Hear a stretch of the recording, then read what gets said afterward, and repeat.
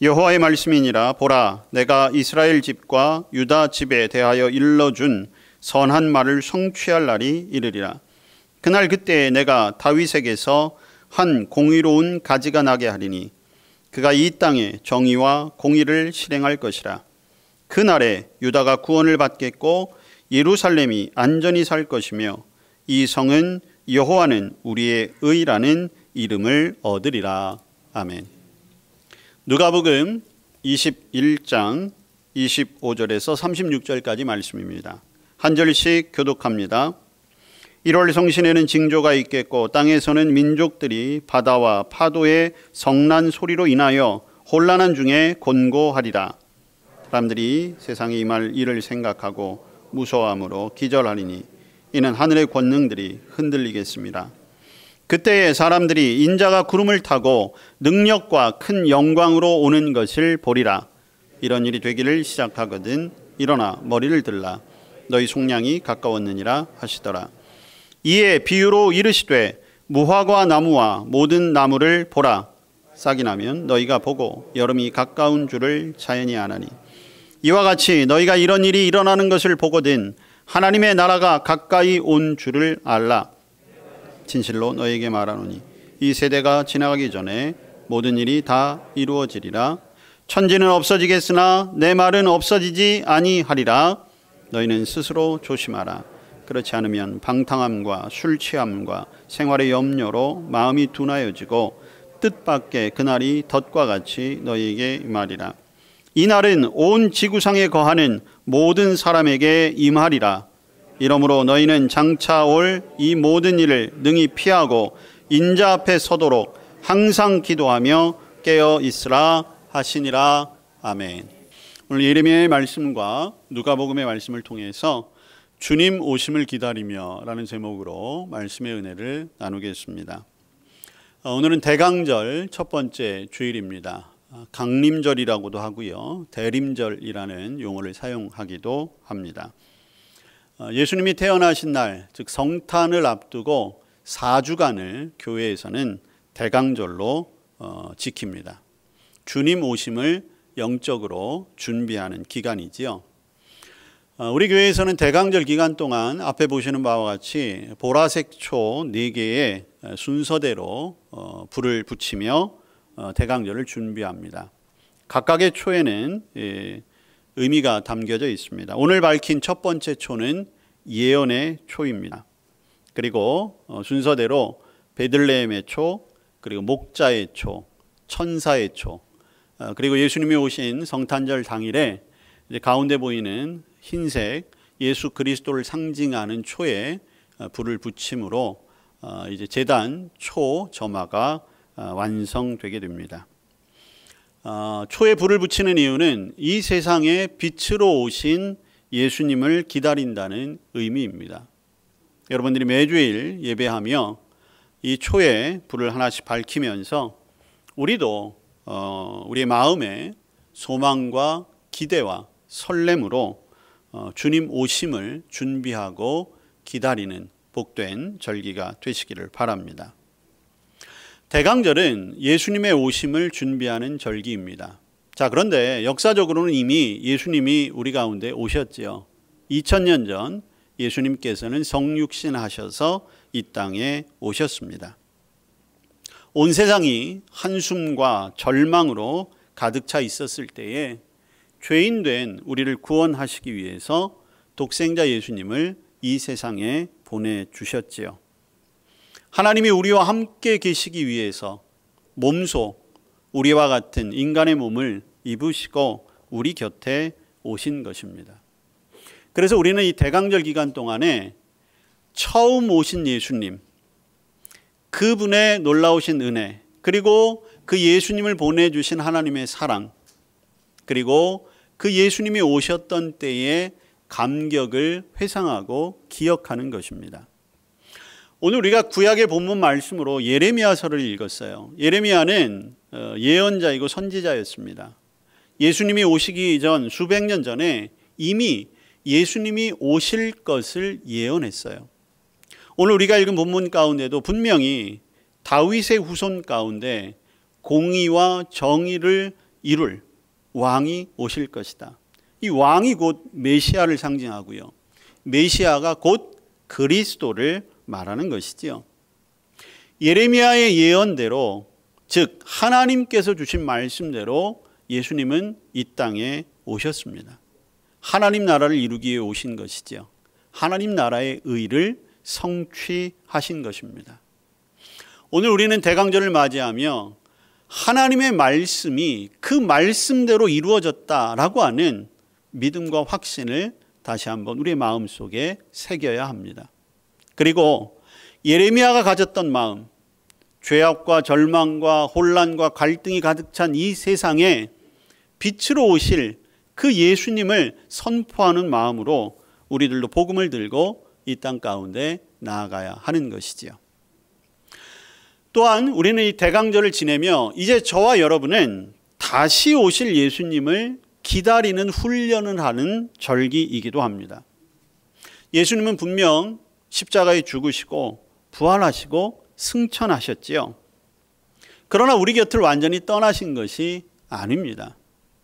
우리에게 다시 오시겠다고 약속하셨지요.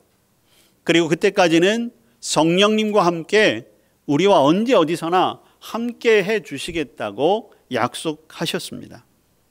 그리고 마지막 때가 되면 반드시 다시 오실 것이다. 예수님이 어떠한 모습으로 우리에게 오실지는 아무도 모르지요. 그리고 언제 오실지, 그리고 어느 곳으로 오실지도 알지는 못합니다. 그러나 예수님이 오신다는 것은 분명한 진리입니다. 오늘 우리가 누가복음의 본문을 읽었는데 누가복음에서도 예수님께서 분명히 말씀해 주셨어요. 오늘 25절 이하에 보니까 예수님이 오시는 징조가 분명히 있을 것이고 혼란 중에 예수님이 오실 것인데 많은 사람들은 두려움에 떨 것이다. 무서워할 것이다. 하늘의 권능이 임하는 것을 보게 될 것이라는 거죠. 그리고 인자 곧 예수님께서 능력과 영광으로 오는 것을 보게 될 것이다. 자, 그때에 구원받은 자들은 머리를 들라 말씀하고 있어요. 구원받은 저와 여러분에게 있어서 이 날은 가장 영광스러운 날이요, 축복의 날이요, 그리고 저와 여러분에게 약속하신 영원한 하나님의 나라에 들어가는 그런 날이 되는 것이죠. 자, 그런데 바로 우리는 이 대강절 기간 동안 그 다시 오실 주님을 준비하는 훈련을 하며 또한 그 주님을 맞을 준비를 해야 한다는 것이죠. 그러면서 예수님께서 무화과 나무의 비유를 들어 어떻게 그때를 준비해야 하는가 우리에게 말씀해 주고 계세요. 예수님은 비단 이 무화과 나무의 비유뿐만이 아니라 예수님은 기회가 있을 때마다 다시 오실 주님에 관한 말씀을 해 주셨고 그리고 그때를 어떻게 살아야 하는가를 말씀해 주셨어요. 자, 오늘 말씀해 보니까 싹이 나면 그 싹을 보고 여름이 가까운 줄을 우리가 알게 된다는 거죠. 여러분 오늘 본문 31절 말씀을 보시면 이와 같이 너희가 이런 일이 일어나는 것을 보거든 하나님의 나라가 가까이 온 줄로 알라 말씀하셨어요. 우리가 주목해야 할 단어는 바로 보고 안다는 거예요. 여러분 오늘 교회에 오시면서 혹시 길 주변에 나무들의 모습을 보셨습니까? 어느새 이제 낙엽마저 다 떨어져 버렸죠. 가을이 온 것 같더니 이제 금방 겨울이 되었습니다. 아마도 많은 분들이 그 모습을 보고 계절의 변화를 느끼시고 또한 우리의 옷차림 또 우리가 느끼는 주변의 공기, 기온, 온도들을 통해서 시간이 지나고 때가 오고 가는 것을 안다는 거예요. 보이는 것만으로 우리가 계절을 알 수 있듯이 오늘 예수님은 분명히 말씀하십니다. 세상에 일어나는 일들을 통해서 하나님의 나라가 오고 있다는 것을 우리는 알아야 한다는 거예요. 그저 세상 사람들은 시간이 지나가고 2021년이 끝나고 2022년이 되고 1월이 가면 2월이 되고 그렇게 느끼며 살아가지만 믿음의 사람들은 그 이면에 숨겨져 있는 하나님 나라의 시간표를 볼 줄 알아야 한다는 것이죠. 세상 사람들은 그저 재난이 일어나고 질병이 온 세계를 휩싸이고 있고 갈등이 있고 나라와 민족이 서로 분쟁하고 계층과 계층이 서로 갈등하는 것을 보며 도대체 이 세상이 어떻게 되려고 하나 그런 푸념 섞인 말을 하지만 믿음의 사람은 그 푸념에 갇혀 있는 것이 아니라 그 가운데 있는 하나님의 뜻, 즉 이제 곧 주님이 오실 때가 가까이 오고 있구나라고 하는 경고의 소리를 들을 수 있어야 한다는 것입니다.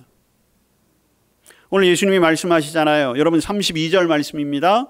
내가 진실로 너희에게 말하노니 이 세대가 지나가기 전에 모든 일이 다 이루어지리라. 우리는 흔히 세대라고 하면 내가 살아있는 동안이라고 생각하기가 쉽습니다. 예수님 당시에 이 말을 들었던 제자들도 마찬가지였을 거예요. 그래서 속히 예수님이 올 거라고 생각을 했지요. 그런데 벌써 예수님이 이 말씀을 하신 지도 2000년이 지나갔어요. 그러다 보니까 저와 여러분의 마음속에도 여전히 예수님이 오실 시간은 아직도 한 2000년쯤은 남아있는 것 같은 생각을 하게 될지도 모르겠습니다. 그러나 여러분, 예수님의 지연은 우리가 이제까지 보고 경험한 것처럼 우리의 계산대로 되는 것이 아니라 하나님의 때에 언제 어떻게 일어날지 아무도 모른다는 것이죠. 그리고 하나님의 때에 예수님이 오신다는 것은 분명히 이루어질 사실이라는 것입니다. 그래서 33절에 보면 천지는 없어지겠으나 내 말은 없어지지 아니하리라 말씀하는 거예요. 하나님께서 예수님이 오시기 전 수백 년 전 예레미야와 이사야 등 선지자에게 주셨던 말씀이 예수님에게서 이루어진 것처럼 오늘 예수님을 통해 우리에게 주어진 말씀도 반드시 이루어진다는 믿음으로 오늘 우리가 예배하고 있는 것입니다. 자, 그렇다면 주님의 오심을 믿고 그때를 준비하는 저와 여러분은 어떤 삶을 살아야 하는 것일까요? 오늘 34절에서 예수님께서 말씀하십니다. 너희는 스스로 조심하라. 그렇지 않으면 방탕함과 술 취함과 생활의 염려로 마음이 둔하여지고 뜻밖의 그날이 덫과 같이 너희에게 임하리라 말씀하세요. 여러분, 스스로 조심해야 할 때가 되었습니다. 우리의 삶을 돌아볼 때가 되었다는 것이에요. 여러분, 우리의 삶을 가장 잘하는 것은 결국 자신입니다. 우리가 어떻게 스스로를 돌보고 스스로의 길을 정하고 그리고 우리 안에 하나님의 뜻을 적용하며 살아가는가? 그것이 중요하다는 거예요. 그러면서 우리의 삶 속에서 세 가지 것을 중요하라고 말씀하는데 첫째는 방탕함, 둘째는 술 취함, 그리고 염려라는 것이에요. 여러분, 방탕이라고 하는 것은 절제하지 못하고 욕심을 부리는 것을 말하지요. 성도의 삶은 경건과 거룩의 삶이 되어야 합니다. 성도라는 이름 자체가 거룩한 무리라는 뜻이잖아요. 영어로 성도를 크리스찬이라고 하는데 이 크리스찬이라고 하는 것은 예수님이 그 삶에 있는 사람, 예수님 안에 사는 사람, 그런 뜻을 가지고 있어요. 결국 성도, 즉 저와 여러분은 하나님 보시기에 좋은 삶이 되어야 합니다. 하나님은 보시기에 기뻐하는 삶을 살아야 하는 거예요. 여러분, 지난 한 주간 저와 여러분의 삶이 어땠습니까? 성도로서 합당한 삶이셨습니까? 하나님 보시기에 좋은 삶을 사셨습니까? 하나님 보시기에 기뻐하는 삶을 사셨습니까? 그저 주일날 교회에 예배에 올 때는 그 누구보다도 경건하고 거룩하고 선한 것 같은데 세상에만 나가면 전혀 다른 모습으로 살아가고 있는 것은 아닌지요. 그리고 주일날 예배에 참석해서 지난 주간 생각나는 몇 가지 죄에 회개한 것으로 나는 모든 죄를 용서함 받았다고 스스로 만족하며 살아가고 있는 것은 아니신지요. 그저 세상에서는 똑같이 사람들과 살아가며 죄짓고, 그러나 주일날 그저 1시간만 성도인 것처럼 거짓된 삶을 살아간다면 그건 하나님이 원하시는 삶이 아닐 것입니다. 그저 주일날 예배만 잘 참석하면 어떻게 해서든지 막차라도 타고 천국은 갈 수 있겠지라고 하는 생각, 저와 여러분이 그런 생각을 혹 하고 있는 것은 아닌지요. 여러분, 세상은 참으로 많은 것들이 우리를 방탕함에 빠질 수 있도록 유혹하고 있어요. 눈을 뜨기만 하면, 귀를 열기만 하면, 어디론가 가까이 다가가기만 하면 세상은 참 즐겁고 재미있고, 그리고 우리의 육신을 만족할 만한 것들이 너무나 많이 있습니다. 그러나 여러분, 하나님은 교회만 계시는 분이 아니세요. 저와 여러분이 죄 가운데 있을 때, 방탕함 중에 있을 때도 하나님이 보고 계시다는 것을 절대로 잊지 마시길 바랍니다.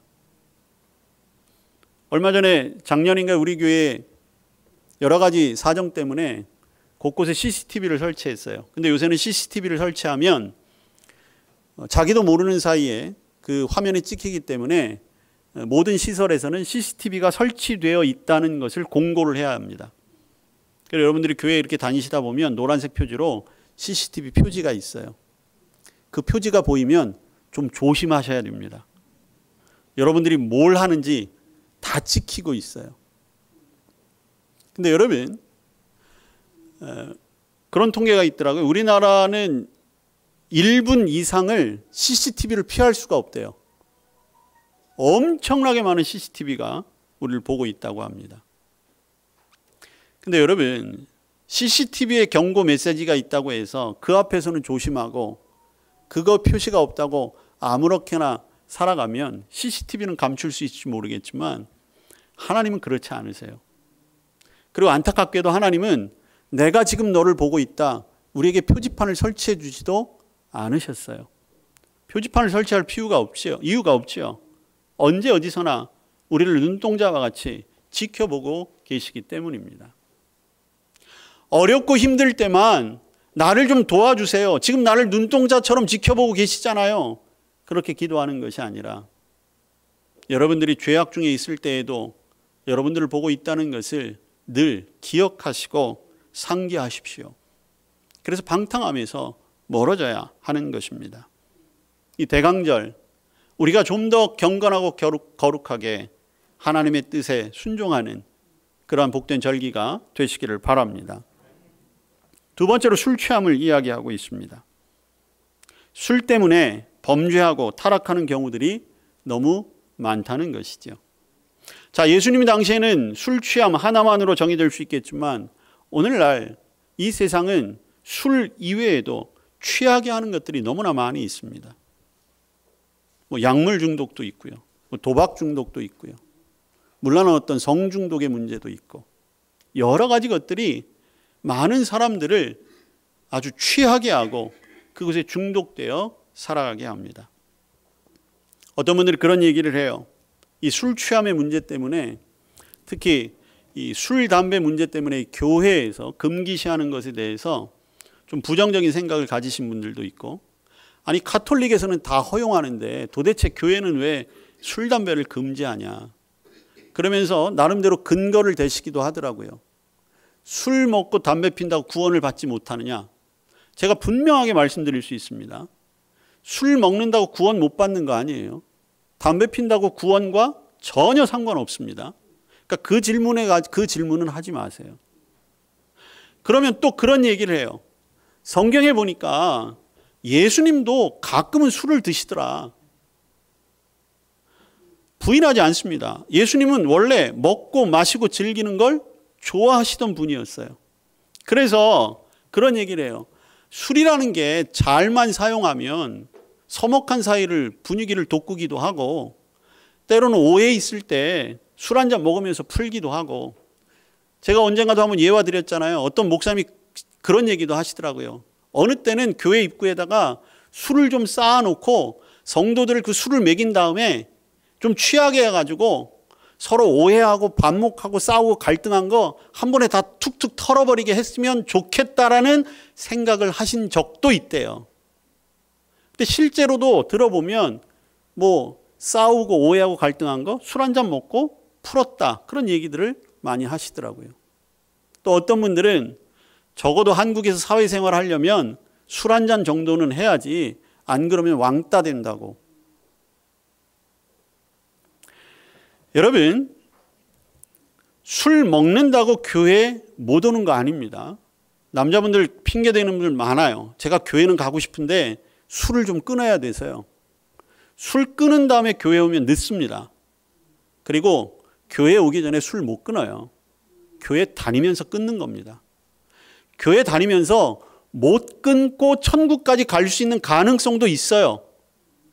그런데 여러분, 중요한 것은 취함이라고 하는 거예요. 그리고 우리가 이것은 경험적으로, 도덕적으로, 윤리적으로 많은 결과들을 보아왔기 때문에 조심해야 한다는 것입니다. 술 취함이 어떠한 결과들을 가져왔는지는 더 설명드리지 않아도 우리가 너무나 잘 알고 있어요. 이것은 영혼의 문제가 아니라 육체와 혼적인 문제에서 이미 여러 가지 문제들이 발생하기 때문에 술 취함을 오늘 예수님께서는 술 취함에 가까이 다가가지 말고 주의하라고 말하고 있는 것입니다. 술 취함이 결국엔 방탕함을 이끌게 되는 거예요. 술 취함이 결국엔 하나님의 곁을 떠나게 하는 중요한 원인도 될 수 있다는 것입니다. 성경은 취해야 할 것은 꼭 하나만을 이야기하고 있어요. 바로 성령에 취하라고 말하고 있어요. 여러분, 술에 취하는 것은 방탕의 길로 가게 되는 겁니다. 그러나 성령에 취해 살면 구원의 길이요, 축복의 길입니다. 여러분, 연말의 때가 가까이 오고 손쉽게 술을 좀 가까이 하고 여러 사람들의 모임을 가까이 할 때가 왔을 것입니다. 술잔을 앞에 놓고 고민하실 분들 많이 있을 줄로 압니다. 그러나 결단은 본인의 몫입니다. 하나님 앞에 있다는 것을 잊지 마십시오. 그리고 절대로 술에 취하는 일이 없도록 스스로를 조심하고 경건하고 거룩한 대강절이 되시길 바랍니다. 세 번째로, 주님 오심을 기다리는 우리에게 있어서 중요한 것이 바로 염려하지 않는 것입니다. 여러분, 사람은요, 대개 일어나지 않을 일을 염려한다고 합니다. 많은 심리학자들, 정신분석학자들이 연구해 본 결과 사람이 100가지를 염려한다면 그 가운데 90에서 95가지는 일어나지 않을 일을 염려한대요. 지금 여러분들이 걱정하고 염려하고 있는 일들, 그 가운데 90% 정도는 일어나지 않을 거라는 거죠. 물론 준비하고 계획하는 것은 굉장히 중요한 일이죠. 예비한다는 것, 그것은 반드시 필요한 일입니다. 그런데 여러분, 염려하는 것과 준비하고 계획하는 것은 분명히 다르다는 거죠. 특히 우리의 염려라는 것이 무엇입니까? 주로 먹고 사는 문제. 물론 먹고 사는 문제가 제일 중요하긴 하지요. 그러다 보니까 많은 염려와 걱정들이 있는 것은 당연한 일입니다. 돈 걱정도 해야 되지요. 자식 걱정도 해야 되지요. 건강 걱정도 해야 되지요. 노후 준비도 해야 되지요. 모든 것들이 염려할 것이고 또 걱정할 것뿐들입니다. 그런데 여러분, 하나님께서 우리에게 약속하셨잖아요. 들에 핀 백합 하나, 공중에 나는 새도 내가 먹이지 않느냐. 하물며 너희들이 누구냐? 내 자녀들인데 내가 너희를 먹이고 입히지 않겠느냐. 그리고 여러분, 그 다음에 하신 말씀이 있어요. 너희들이 아무리 준비하고 염려하고 화려하게 꾸며본들 들에 핀 꽃의 그 아름다움보다 나을 것 같으냐. 여러분, 이것은 어떤 이야기입니까? 염려라는 것, 우리가 하나님께 맡기는 훈련이 필요한 거예요. 여러분, 염려를 아예 없앨 수는 없겠지요. 그런데 여러분, 이길 수는 있습니다. 염려가, 걱정이 여러분들을 어렵게 하고 힘들 때 할 때마다 그것을 기도로 바꾸십시오. 여러분, 기도라고 하는 것이 뭐 꼭 형식이 있고 절차가 있는 것 아니지 않습니까? 건강의 염려, 돈의 염려, 노후의 염려, 자식의 염려, 주님께 맡기는 것. 근데 여러분, 이것은요, 훈련이 없으면 사실 안 돼요. 의도적으로도 주님께 모든 것을 맡기고 내려놓는 훈련. 자, 그것을 하기에 이 대강절이 아주 좋은 절기가 될 수 있습니다. 연말연시 한 해를 마무리하고 새로운 한 해를 준비하는 이때에 수많은 염려들이 여러분들에게 닥쳐오게 될 텐데, 여러분, 제발 부탁이니까 염려를 묵상하지 마세요. 염려를 묵상해봤자 마음만 상하지요. 절대로 해결되지 않습니다. 염려 뒤에 하나님의 뜻을 구하고, 또한 그 염려와 걱정을 이겨낼 말씀으로 채우시고 기도함으로 힘을 얻게 되는 이 대강절이 되시기를 바랍니다. 여러분, 주님의 오심은요, 우리가 알 수 없고, 오늘 본문에 보면 덫과 같이 임한다라고 말씀하고 있습니다. 여러분, 덫이라고 하는 것은 예상하지 못한 부분에, 그리고 아무도 모르게 설치되는데, 바로 이 세상에 많은 유혹들이 덫과 같이 우리들을 잡으려고 하고요. 그리고 그와 비슷하게 예수님의 오심도 급박하게, 그리고 예정되지 않은 때에 우리에게 온다는 거예요. 여러분, 그럴 때일수록 우리가 정신을 차리고 깨어 있어야 한다는 거죠. 여러분, 35절 말씀을 보십시오. 이날은 온 지구상에 거하는 모든 사람에게 임할 것이다. 분명히 말씀하셨어요. 피할 수가 없습니다. 그런데 이때 구원받은 자들에게는 영원한 하나님의 나라가 주어지는 것이요, 구원받지 못한 자들에게는 영원한 멸망이 임하게 되는 것입니다. 여러분, 바로 그런데 그때의 그 갈림길이 오늘 우리의 삶 때문에 결정된다는 거예요. 그래서 오늘 우리에게 주어진 이 삶이 중요한 것입니다. 그래서 36절에 보시면 너희는 장차 올 이 모든 일을 능히 피하고 인자 앞에 서도록 항상 기도하며 깨어 있으라 말씀하시는 것입니다. 여러분, 그날은 분명 두려운 날이지요. 그런데 항상 깨어 기도할 때 그날은 두려운 날이 아니요, 또한 우리도 능히 피할 수 있는 날이요, 그리고 우리에게는 영광과 감사와 감격의 날이 될 것입니다. 여러분, 항상 깨어 기도하고 있는 것이 그래서 중요해요. 여러분, 사탄과 세상은 우리에게 이렇게 유혹한다고 합니다. 우리를 방탕함과 술 취함과 염려로 인도할 때 사탄이 우리에게 이렇게 이야기한다는 거예요. 첫째, 이 정도는 괜찮겠지. 두 번째, 야, 이번 딱 한 번인데 뭐 어떻겠어. 세 번째, 너는 아직 젊어. 시간도 많이 있어. 또 다음 기회도 있어. 그리고 네 번째, 뭘 혼자 그렇게 유별나게 살아. 다른 사람들도 다 이렇게 살아. 이렇게 유혹한다는 거예요. 여러분, 저와 여러분에게 이런 마음이 들 때마다 다시 한번 물어보십시오. 하나님, 저는 어떻게 할까요? 주님, 저는 어떻게 하는 것이 맞는 것일까요? 끊임없이 우리 앞에 펼쳐진 삶 속에 주님 앞에 질문하고 주님 앞에 맡길 때 그 길이 우리가 늘 깨어있는 길이요, 또한 순종하는 길이 될 것입니다. 여러분, 지금은 자다가도 깰 때입니다.